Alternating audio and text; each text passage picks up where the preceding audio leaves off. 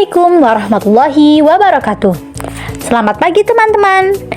Pada kesempatan kali ini, saya akan mempresentasikan tugas dari kelompok kami tentang perencanaan agregat operasional.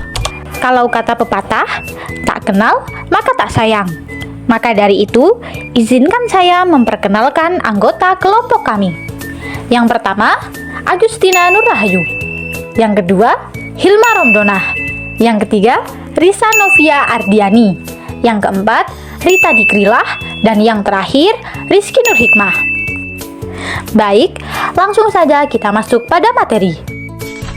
Poin A. Manajemen proyek menggambarkan suatu komitmen sumber daya untuk melakukan suatu aktivitas yang penting pada jangka waktu yang relatif singkat, di mana setelah selesai manajemen akan dibubarkan.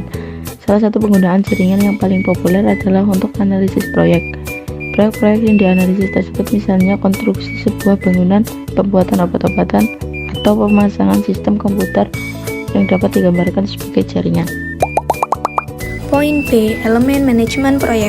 Yang pertama, anggota tim proyek terdiri dari individu-individu dari berbagai departemen dalam organisasi atau konsultan di luar organisasi berdasarkan kemampuan, keahlian, dan pengalaman khusus mereka yang terkait dengan aktivitas proyek. Yang kedua, perencanaan proyek.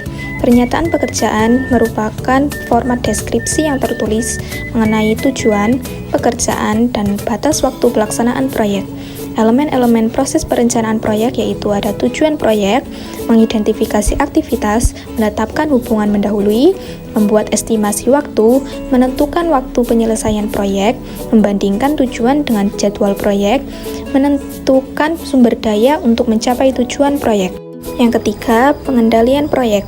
Memastikan bahwa seluruh aktivitas telah diidentifikasikan dan dicakup dan memastikan bahwa aktivitas dilakukan sesuai dengan urutan yang seharusnya. Poin C. Jaringan proyek. 1. Gantt chart.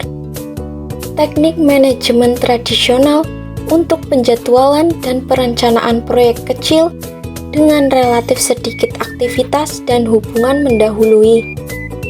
Gantt chart merupakan grafik dengan baris yang mewakili waktu untuk tiap aktivitas pada proyek yang sedang dianalisis. 2. CPM atau PERT.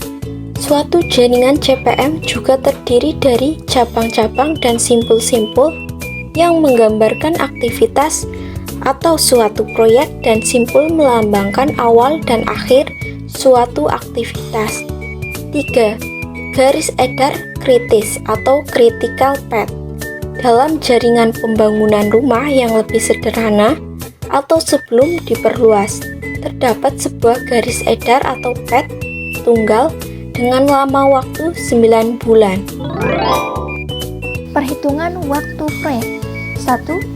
Earliest Activity Start Time atau AS menunjukkan saat paling awal suatu kegiatan dimulai. Yang kedua, Earliest Activity Finish Time atau AF menunjukkan saat paling awal selesainya suatu kegiatan.